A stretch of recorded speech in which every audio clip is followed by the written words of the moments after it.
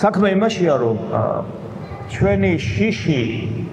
გარდაცვალებასთან მიმართებაში განპირობებულია ჩვენი სარწმუნოებრივი დეფიციტით. ამიტომ ადამიანს, რომელსაც მძიმე სენი აქვს, სულიერი თვალსაზრისით იგივე პასუხს გავცემ, რა პასუხსაც ვცემთ ყველა ადამიანს. ჩვენ ყველანი უნდა გარდავიცვალოთ. ჩვენ ყველანი უნდა სხეულებრივად მოვკვდეთ. ყველანი უკლებლივ. გარკვეული დროის მერე აი სიმბოლური რიცხვი რა იყო და 100 წლის მერე აქ მყოფი ადამიანები ვინც ზივართ ჩემნერი ბებრით დაწყებული აი სულ პატარა ბავშვები დამთავრებული არც ერთი ცოცხალი არ ვეკითხა არც ერთი ეს არის რეალობა ხორციელად ადამიანი უნდა წავიდეს თან ეს რეალობა რომელიც არ აღწევდება 100%-იანი აუცილებლად ჩვენს ცხოვრებაში ეს დადგება როცა ადამიანს ძიმე სენი აქვს თქვა დაახლოებით იცის რომ რა პრობლემა შეიძლება მოხდეს დაახლოებით მაგრამ ამავე დროს ჩვენ არც ერთმა არ ვიცით ამ საღამოს ცოცხლები ვიქნებით თუ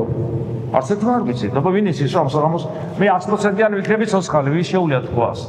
არავის ესე იგი რა გამოდის მე უნდა დღეს ამ წუთში უნდა ვიყო მზად ქრისტესთან შესახვედრად და ვგზნობ რომ ვერავარ მზად ესე იგი ჩვენ უნდა ავამოქმედოთ აი ის თვისებები რაც მორწმუნეს სჭირდება და დავიწყოთ ქრისტეს ერთგულება თუნდაც აი ამ წამიდან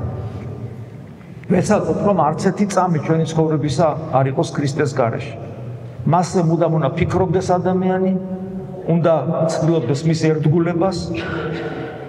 უნდა ცდილობდეს წმინდა წერილის კითხვას წმინდა მამების კითხვას მეტნაკლებად როგორც ამის შესაძლებლობა ემიგრაციაში გექნებათ ინტენსიურ ევქარისტიულ ცხოვრებას ანუ ზიარებას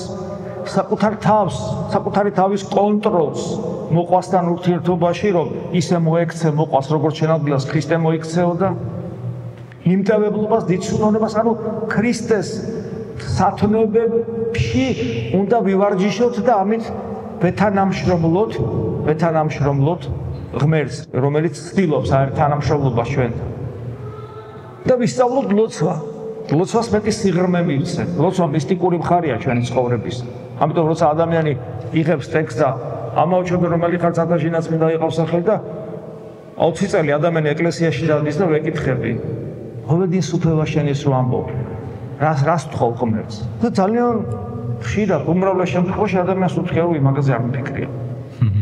ესე იგი 20 წელი ეუნება მოვედი სუფევა შენი და გონია ლოცულობს მაშინ როდესაც არ იცის რას თხოვს ღმერთს შენ ხო ვიცით ეს ხო ნაცნობია ჩვენთვის ამიტომ ჩაუღრმავდით თითოეულ სიტყვას გაიაზრეთ ლოცვა სიღრმე მიეცით ლოცვა არის ჩვენი ცხოვრების საიდუმლო მხარე ანუ მისტიკური მხარე რომლის გარეშეც ქრისტიანობა არ არის და